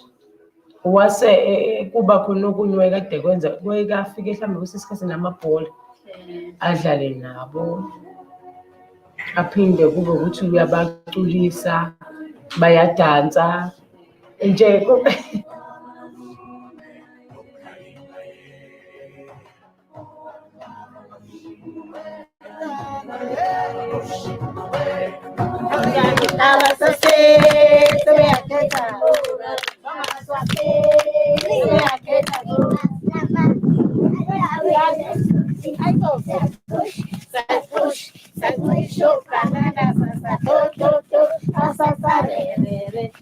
Lami ngi-aphiwe Hlophe ngihlala Embo. Igama lami ngithande ekhula kahle ngithanda ukubhala lokufunda lokukhayona nokudlala amathoyisi. Ngiyathanda ukukhayona ngithanda ukubhala ngidlala amathoyisi. Khula kahle khula mntwana i-TVT yasifundisa abantwana i-TVT yanda abantwana siyabonga TVT. We thank you for taking an interest in our organization, and we invite you to come along with us in this exciting journey. Thank you.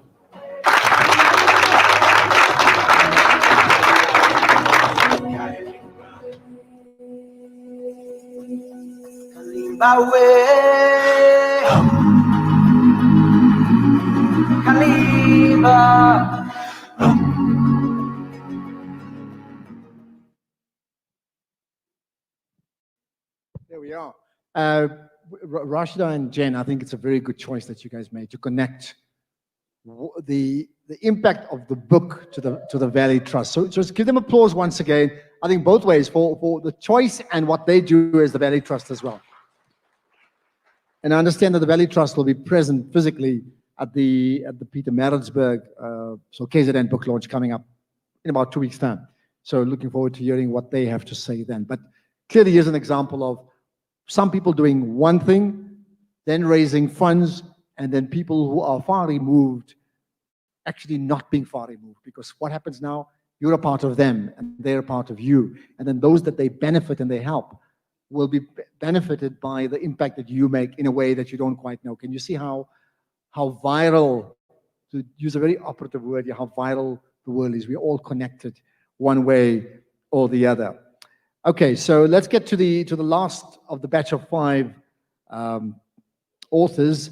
Anisa Sayed.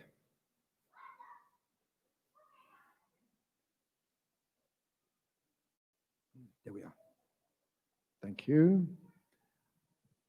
Applause for Anisa, please. Okay, Assalamu alaikum and good morning. Well, I think it's still morning. My name is Anisa Sayed. I wrote the story Made in China with Love. Before I tell you the inspiration of my story, I would like to thank Jen and Rashida for including me in this amazing book written by 18 fellow amazing authors. As a young girl, I have always had a love for literature in both English and Afrikaans. I remember as a young girl, I would get very excited to reading a book. So when I saw the advert or the post to read or to contribute towards this book, I grabbed it on with both hands to start my legacy and to continue what may be, a a future for myself. And in terms of the topic you then chose to write about, tell me about that. Okay, so the story is completely fictional, made in China with love. Obviously, we all know that corona or the COVID-19 virus came from China. It's about love that came from China and that fought their way to last longer than everything that is, well, made in China today. And I mean, it's an interesting play, and I won't talk about what maybe the past president of the USA said, but just leave it at that. You spoke about, I mean, you love reading English and Afrikaans. I mean, did you consider sort of mixing those languages in a very colloquial way in this piece here? I wanted to, but a lot of people know that Afrikaans is a very hard language to learn. We have a lot of g and r and ni, and so that will just confuse it. So hopefully, if I get the opportunity in the future, I can maybe combine both of my love for English and Afrikaans in one story. Well, there you are. I think that's the point. Afrikaans is guttural, but so is Arabic. So for many of the people here, they would understand that. And just to move a step aside, in terms of where South Africa is going now, this thing about speak the Queen's English is just nonsense. Meaning there's a greater move towards being, even if you're writing in English, to being very colloquial with certain phrases that emerge in your writing, and you actually don't change that. So maybe there's a lesson for you there, or a challenge for the future. Thank you so much. Thank you so much. So that's Anisa Saeed, right? Let's move on to Hava Patel.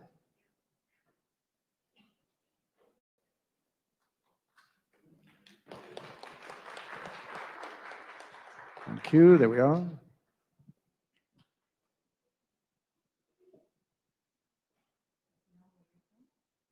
Just see, is it switched on?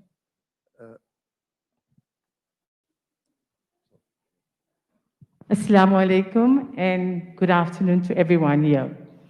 My name is Hawa Patel. I'm a travel writer, and the name of my story is 3 Women Against 1 Virus. So yes, it's about 3 women who by chance met, and they ended up sharing each other's problems that they were going through COVID, and started lending support to each other. So it is these stories of people in real fiction stories, but real experiences. So yes, the book, Lockdown Behind the Mask, allowed me to leave history on the impact of COVID, the coronavirus, not only on people who suffered in isolation for the fear of just contamination, but also of the people who suffered in silence behind the mask. And that is my story. Well, I think it's just listening to what you said. It sounds so powerful. It really does, right? How would you like, and again, it's like a painter. Somebody draws and they hope people are inspired in a certain way. How would you like people to interpret, when they buy the book today, to interpret your story? Okay, my story hopefully intends to inspire and motivate more people out there to come out of their comfort zone and lend a hand to people that are still going through the crisis of coronavirus impact. And that is people who are suffering from social abuse, from physical abuse, from emotional abuse. And it's still lingering on. And it's not too late to go out and reach out there for people who are in silence. And also, through this journey, I met, thanks to Jen and Rashida, the 18 amazing ladies, our publisher, who has allowed us to express and to leave behind something for generations to remember 2020. Absolutely. What's next for you now? Now you've done this. Next? I started on my book, but honestly, with online teaching now that we educators had to transit to online teaching and starting to prepare all our own platforms, I hope to complete my next book. Hopefully. Tell you what, you call a book the online teacher, we all will probably have to buy it. So, Okay. because I think there are daily lessons, with Zoom sessions and all that type of thing taking place. Thank you so much for your time. Looking forward to reading that. That, of course, is Hava Patel, right? Please continue with your Instagram posts as well, in particular Instagram, but that doesn't mean you can't do it on Facebook and Twitter as well. I'm certainly on all three, and use that hashtag lockdown behind the mask, because you're sharing your experience, but also you're amplifying, and you're helping them to sell the books, which means the Belly Trust will benefit besides them as well. Okay, Mumtaz Mahal Suleiman, next up. Thank you. Thank you. There we are.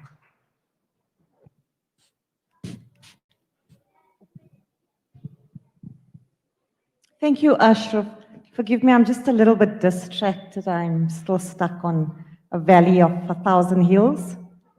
There's a few people I'd like to send there, 1 month on each hill. Bismillah ar-Rahmanir Rahim. All praise is due to Allah Most High. Rashida, Jen, I thank you for this opportunity, and all the wonderful authors. I'm first time. Most of you know that I've just recently published. I'm not a blip mop. My story in lockdown behind the mask is lockdown love. What inspired me was Allah subhanahu wa ta'ala had challenged us. It didn't matter how much money or how much power or how much shit we had. We were put in one corner and we had no other choice but to love. I don't know how most people dealt with it, but in my house, we had no choice. We are 9, almost 11, almost a dozen sometimes that lived together. We had no choice but to love. And with that, I just send so much of love and healing to the entire creation and the entire all humanity, whether it was nature or humans, all creation of Allah subhanahu wa ta'ala. Thank you so much. Okay. Well, I think it's so beautifully put. We had no choice but to love. I mean, one thinks of, us rowing a boat, and we need to get to the shore, and even if you don't like each other too much, if we don't all row in the same direction, we will never get to the shore. I mean, that in effect is the COVID experience, right? Yeah. What did writing about it do for you? What did writing about it do for me? Yeah. Writing's always been cathartic. It's always letting go. So, we human beings, as much as we say we want to shift to love and we want to shift to compassion, you have that moment when you do feel the pain and you do feel anger or bitterness or sadness and you do cry. So writing is so cathartic. It just lets everything go. And I pray and I send love and healing to every single person. I know there are so many of you that have lost during this time, but know that the ultimate lesson for us all is surrender. When you surrender, you can easily shift to love and forgiveness and compassion. And I like what you and Salaam Media had said earlier, that we need to support each other. We do a lot of lip service. This is proof. How many people could actually support this? You can send 100 adverts. It's just your people that will support you.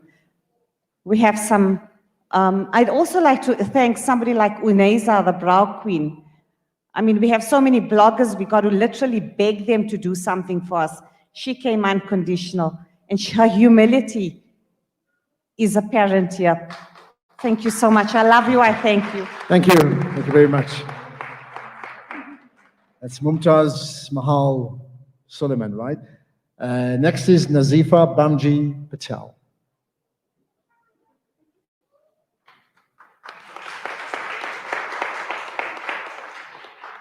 Thanks, Nazifa. Assalamu alaikum and good afternoon, everyone. I'd like to thank Rashida and Jen, first of all, for the opportunity, and to the rest of the 17 authors, it's been an honor working alongside you.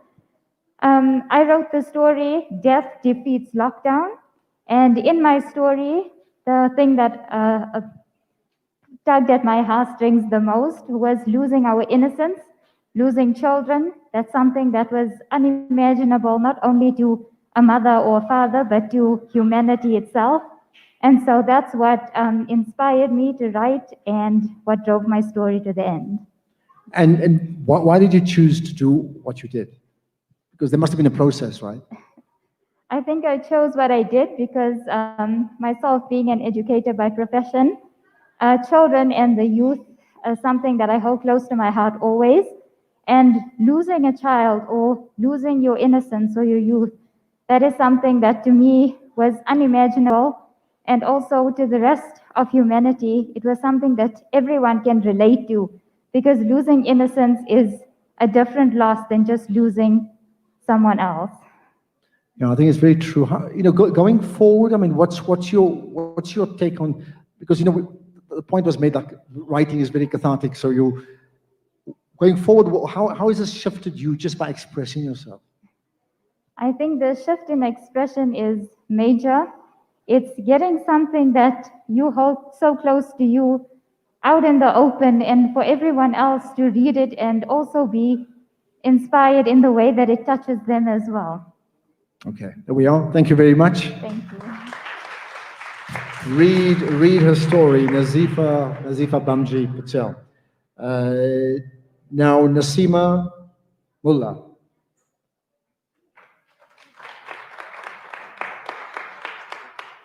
Thank you. Assalamu alaikum wa rahmatullah, and good afternoon, one and all. I am Nasima, educator by profession. I think this would be my third publication. I don't know if you remember, we were Newtown Theatre once. Yes. Okay. The title of my story is The Cat Who Was Never Home. It's not a kiddie story and it's not about cats. It's just a deep metaphorical images and symbols. If we think about a cat, cats are loners. They prefer being alone, but humans don't. So my story, being the last speaker on the list anyway, encapsulates everybody's story, everybody's narrative. And like our publisher spoke, he spoke about the increasing rates in divorces, the importance of the nuclear family. And that is what I touched on. Did you wonder, when we were locked down, what was the widower going to do? How was he living alone? How was the single mom living? How was the single dad living? Where were these kids? So my story touches upon that. And as I said, it's metaphorical. The word lockdown is a strong word. And we were literally, suddenly locked down. So I wrote about, and I would like for you to read this explanations about how suddenly we couldn't wear our sun hats and walk along the Mediterranean. We were not allowed to explore bazaars in the Middle East. We were not allowed to sit under the moonshine with our friends and enjoy mocktails. So I explored that. I explored the shock of being jammed in, the panic buying. So it's just a cheeky, I could say, a cheeky parable about the lockdown and a journey in which I would like for readers to read, to learn from. Things would resonate in you and eventually to heal. And that's what The Cat Who Was Never Home is all about. And how much research went into putting down those, fiction based on facts? You had to make some assumptions or ask people directly. Tell me about that. There was. If you read my story, it's in the form of a dear diary anyway. But I kept up with, I think there were many other stories with everything that was happening at that time. So obviously being an educator, and even parents will relate to, the schools were suddenly shut down. We had to keep up with that. We explored feelings of how does it feel just to not go to school anymore? People were teaching online, children needed data, people didn't have all that. And keeping up with the news, keeping up with what was trending at them was very important. Well, there you are. Lots to consider there. Thank you for your time. And that's Nasima Mullah. So read that, get that, and take out from there about the cats and everything else, and reflect on your life. So the next author should be or is Yumna Samrod, who's not here. She's abroad, I understand, but Fauzia Naidu, who's her aunt, will speak on her behalf. Fauzia, if I can call you up, please. Thank you. Thank you. That one, Tariq. Thank you, everyone, especially to the organizers for giving me this opportunity on behalf of my niece. So I really appreciate this. I just want to put into a little context, so if you'll allow me that, if you'll indulge me, please. Thank you.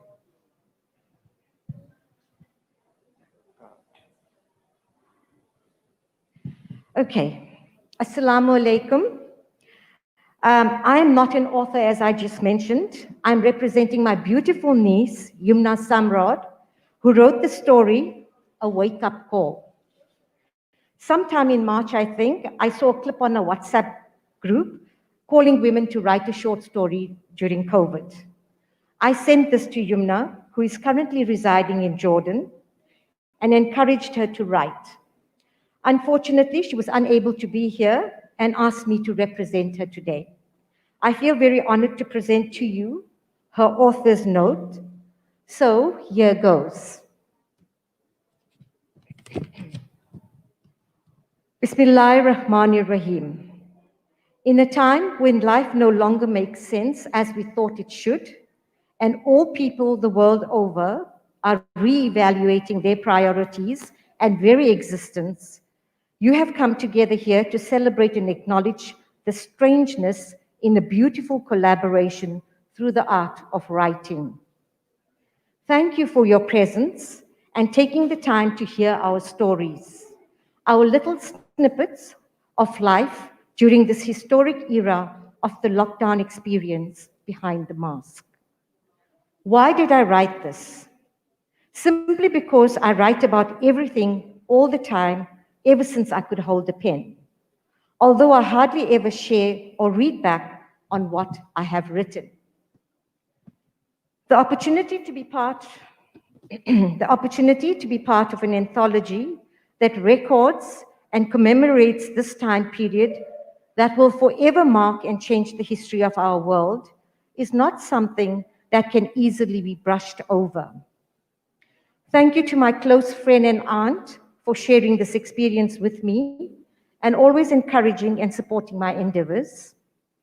Thank you to my father for being here, for always being there, even between the rocks and hard places. Towards the end of writing this piece, I lost my mom to this pandemic. May Allah have mercy on her soul. She had asked if she could read it, but never got the chance to. Like the pages of a book, all our days are numbered. It is indeed a wake-up call. May Allah have mercy on us all, and God be with you. Thank you. Thank you so much. Well, she's not here. Pass on the message that in her absence, her presence is felt. And if we remembered nothing else, that last point, like the pages of the book, sounds like days of our lives, but this is more profound. All our days are numbered. It's very, very important. Thank you. Thank you so much for your time. Thank you. Appreciate it. So we're almost done. There's a couple of things to do. There's some artwork giveaway coming up just now. And of course, you need to be present for that calligraphy giveaway. So we've got about 10 or 15 minutes to go. We're going to have a chance for some Q&A now, maybe 10 minutes or 15 minutes max. So this is the plan. You've got the authors here. If anybody wants to ask questions to the authors, my suggestion is raise your hands. We'll get one of the guys to just give you a mic, right? And then direct it to the person specifically. So I think we probably got time for 10 questions maximum. If you're not up to it, 5 questions, but we can't go more than that because of time constraints. So if you want to ask questions, just raise your hands right away. Questions? Nobody wants to ask questions? They all want to win some calligraphy, I think. Or they want to buy, or they want to meet the authors. I sounds like an auctioneer here. Questions? Yes, no? Okay, they have lots to say, but I think then we'll leave it. We'll give them a chance to then, if there's no one, we'll give them a chance to to meet with the authors in person. Maybe that's what they want to do, right? Yeah. Okay, so we've saved ourselves 15 minutes. It's a nice way to do things. I mean, you made the point earlier how things work around it. Let's talk about the artwork now. So I asked you to stand earlier on, and you did that, and you uploaded the authors. You're probably going to have to stand and check what's under your seat now. And then if you find what you're looking for, you can upload yourself, okay? So one of you will have under your seat a business card that's under that chair. There's some chairs that are not being used. I can imagine some people swapping, but we'll deal with that just now. First, see if you found that business card. I wonder where it is. Okay, thank goodness. There we are. All right, if you can come up, please, right? Rashida, babe, help us with the calligraphy. I mean, Mohsin says put it together. You want to give us a story around it? Because there could be a story around it. I'm glad you got it, because otherwise we had to look for all the other empty chairs and not find it, right? Is this the all-important? Mohsin Sayed to just come and hand it over if possible, please. And maybe he wants to say a word or two about what inspired him to write this. And also, we want to thank him for his generous donation. Okay, let me step out of the way. I think go over there.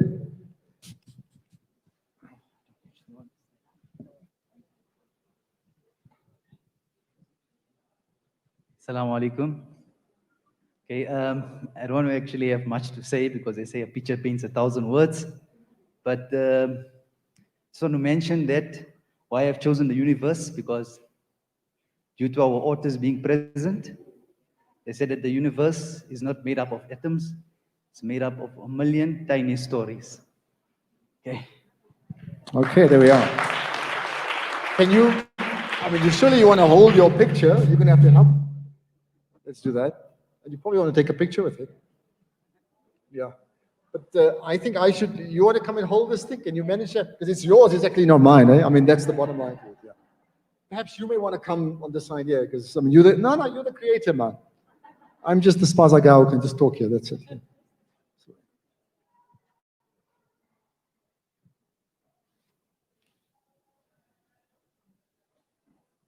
Right, applause for the artist and the winner. Thank you. Okay, you see, it pays to come to these type of events. The next one is on the 21st of November in Pietermaritzburg, and maybe you'll win again there if you get there, right? I just know that case then happens up in 2 weeks' time. Okay, so what's going to happen in a few minutes' time is there'll be a chance for to have the book signings with the authors, and I think that's really important. In fact, someone told me this the other day, and I think it's important. The best way to meet someone you admire is to buy their book. Think about it. You admire someone, you can't reach them, right? And the best way to reach them in a big crowd is buy the book, get the book signed by them, and that's your meeting. And then what happens next is really up to you. That's the literal way. The other way is you admire someone, you buy the book, you meet them, even if you never ever meet them ever, because you will meet them through their words. So in both cases, there's a solid reason for you to buy the book, but just now to meet the authors, and that will come up very, very to get us there, Rashida, you are going to say some important words, right?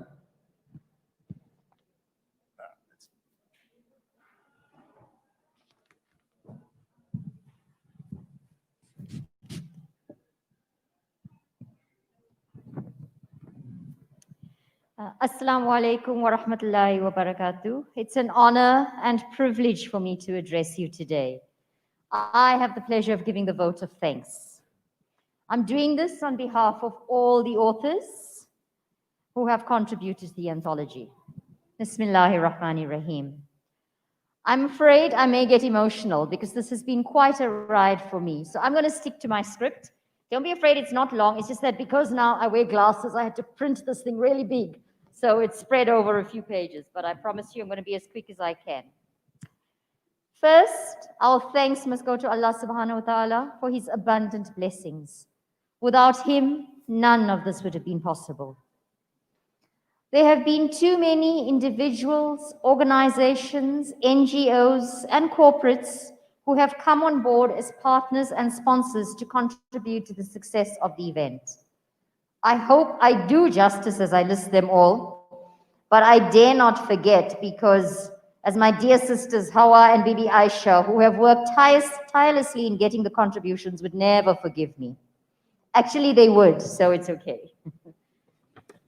Right, here goes. Okay.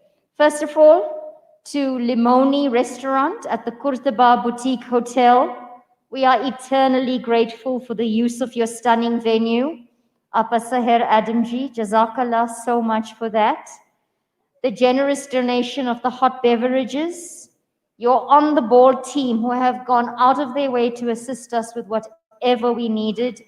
Nabil, Qasim, Charles, Michelle, Alhamdulillah, and Jazakallah to all of you. Please, everybody, let's give Limoni Restaurant and Kurtaba Boutique Hotel a wonderful round of applause.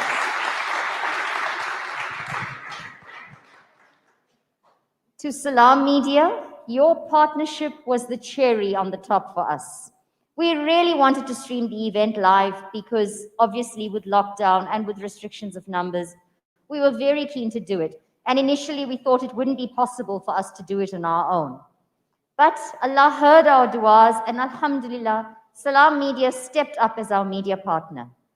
They were so keen to partner with us that they found a sponsor for us, Alhamdulillah, in Africa Muslims Agencies. And we want to say thank you to Salaam Media and Africa Muslim Agency for this. Thank you.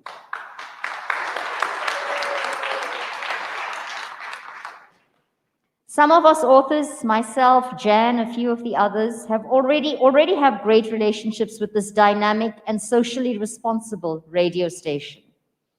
Brother Panti Molitsane, we also want to acknowledge your presenters, Nafisa Dango and Maria Makwanda, who have already interviewed two of our authors. They've been very supportive and we look forward to strengthening our partnership on other projects too, inshallah. Thank you. Just so you know, Salaam Media has approached us, Nafisa's approached us to give a weekly slot on their Thursday show for the next 18 weeks, beginning Thursday, and each one of our authors are going to be interviewed. So I think that's fabulous. I think that's a real coup, and I'm so blessed. I mean, I was already walking on air. You know, this morning I said to people, I said, I can't tell you how excited I am about this launch. I think I am more excited about this launch than I have been for my own launches. And I have had a few of them, and I'm always excited about my launches. If you know me at all, I really, really work hard towards them. But this has been something else for me, and it's been because of the wonderful comradeship I've had with these wonderful ladies. I'm in awe of Salaam Media and the humanitarian journalism that they practice. Please do tune into their shows. You will be entertained and enlightened. So we want to say a huge thank you to them. Okay, cool. Sponsors that also need to be acknowledged for giveaways and catering in no specific order: Sedgers, Roche Gold, Silver Lining, Digital Scribe, SA Fittings, Champion South Africa, Dr. Fahima Ismail, Just Scones, Total on Ridge, yes, that's in Durban. We even got sponsorship all the way from Durban. Karachi, which is a beautiful clothing store. They've actually sponsored all our beautiful masks today. Sem Eagles, calligraphy freestyler, that was Mohsin and the giveaway that we just gave now.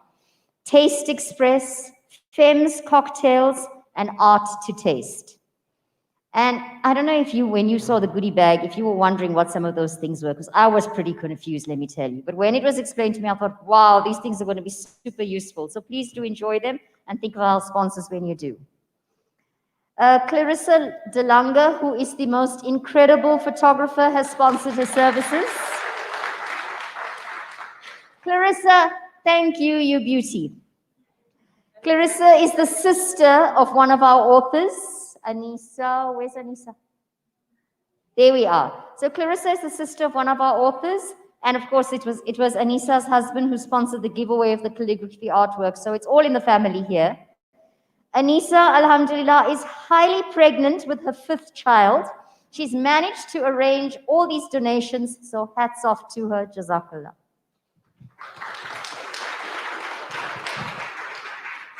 Clarissa makes everyone look good, so please stay a few minutes and take some socially distanced photographs with us. We would be honored.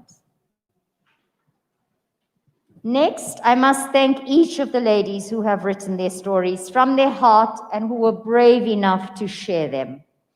My tribe, my sisters, my fellow writers, I salute you all and I wish you all the best for the future. Everyone, in addition to writing their stories, they've helped to sell tickets, to promote the event, to promote the group on their social media, to get all of the contributions and donations, also to liaise with all their networks and contacts to get media and press coverage. So thank you, ladies. Everything has been noted, everything's been appreciated. There have been a few, though, who have gone over and above beyond the call of duty. I've already mentioned Hawa Patel and Bibi Aisha Hafaji, Jazakallah Khair, but I also need to single out Shakira Rahiman Saleh, who was an absolute rock of support these past couple of weeks. Honestly, I don't think we could have done a lot of what we did without her. So Jazakumullah Khair for all of that.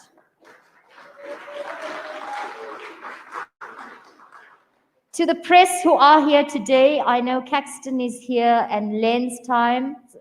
Yusuf Dokrat is here from Lens Info. So I do have a few press. Thank you. We look forward to reading your articles or hearing your podcasts and seeing your shows that will feature us.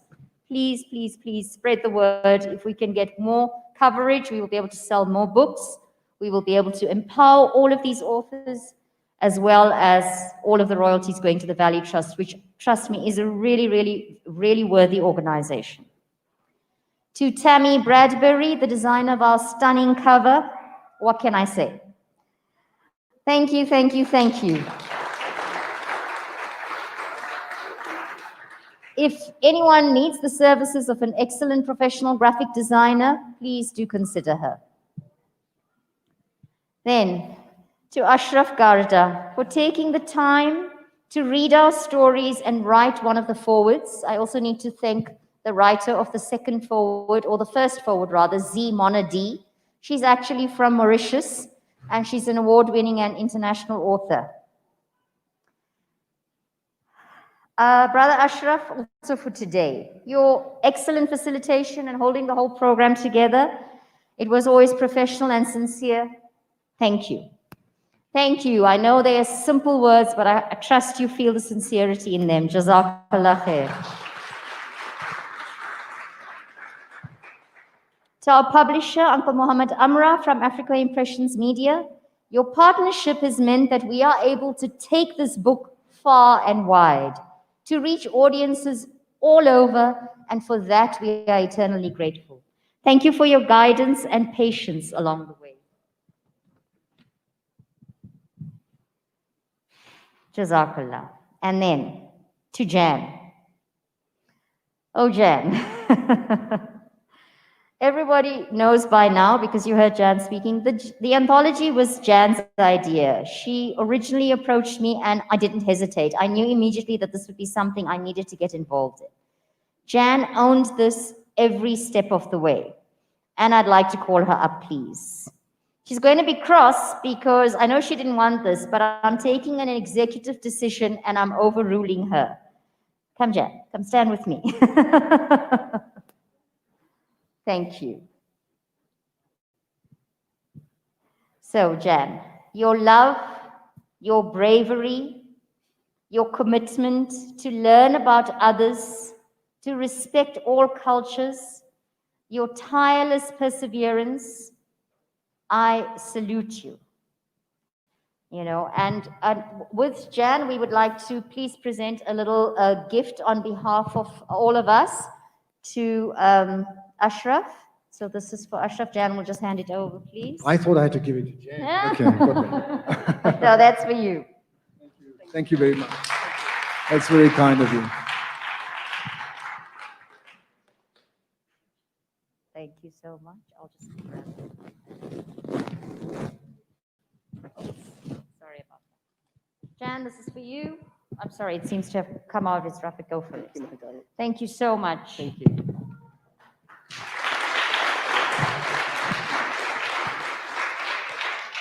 And of course, to all of you who attended today. We have enjoyed celebrating this launch with you. Friends and family, your support means the world to us.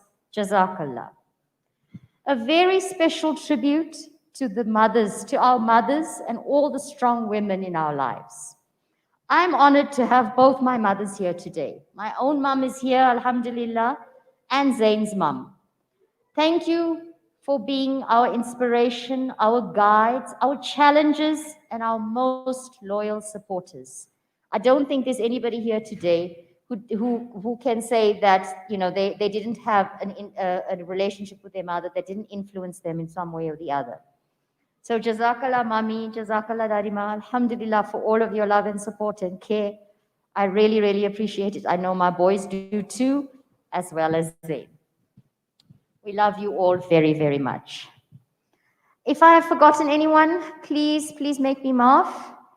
But know that every contribution, no matter how little or big, monetary or in time and other efforts, is appreciated. Jazakallah khair. I'll please ask you to buy a couple of books, couple of copies. They make excellent gifts. They really, really do. It's coming up to silly season and festive season. And I know even though we don't celebrate Christmas, a lot of us do give gifts to our friends and family. This is the one to consider, please. Thank you very much. Once again, if you're welcome to stay around, we are here. All the authors are here to sign books. We'll be sitting at that end. We'll be happy to sign copies for you. You're also welcome to go back upstairs, have another drink, have another bite to eat, enjoy the beautiful sunshine, the environment outside, take some pictures, tweet, Facebook, whatever, share with everybody, all your contacts and social media. We will really, really appreciate it. On your way back, please travel safely. Assalamu alaikum. I'll hand over to Uncle Ashraf. Thank you so much. Well, they always say when you have a vote of thanks and then somebody asks you to deliver the vote of thanks, tell them no. The vote of thanks has got to be done by someone who's intrinsically involved in that particular event. So if you ask me to read up all that, we could not do justice for it. It comes from the heart, it touches the soul, I have no doubt about that, and therefore you were the right person to do just that, right? But talking about amplification, I mean, I'm going to be a bit egotistic about it for the good reasons. Please take a picture of me. I've never done this in my life before. Please take a picture of me with a specific focus on the book, because I want you to share that, okay? So let's do this. Come on. Take a picture of that. I'm blatantly promoting this book. So now that you've got the pictures, share that on your pages, send me as well. I'll certainly repost it too. And encourage other people to say, if someone who's a male is encouraging you to read a female-only book, well, why can't the other females now do the same? Okay, do that, please do. Just to wrap up then, I think what's come through here is very important. We said at the outset, I implied it, we all have choices. Normally, Jamila and I on a Saturday morning, we go shopping. Sandton City is like the preferred choice, right? You would appreciate it with your new place. That's where we would normally be. And yet we're here. Other people, I don't know what they're doing. You're doing swimming, the weather's just fantastic. Other people are watching TV. Whatever it is you do, we have choices. Some people have traveled 5Ks, some people have traveled 50Ks. But the bottom line to all of this, under this event called #lockdown cover the mask. Have I got that right? Yeah, behind the mask, sorry. #lockdown behind the mask. I believe I made the right choice by coming here today.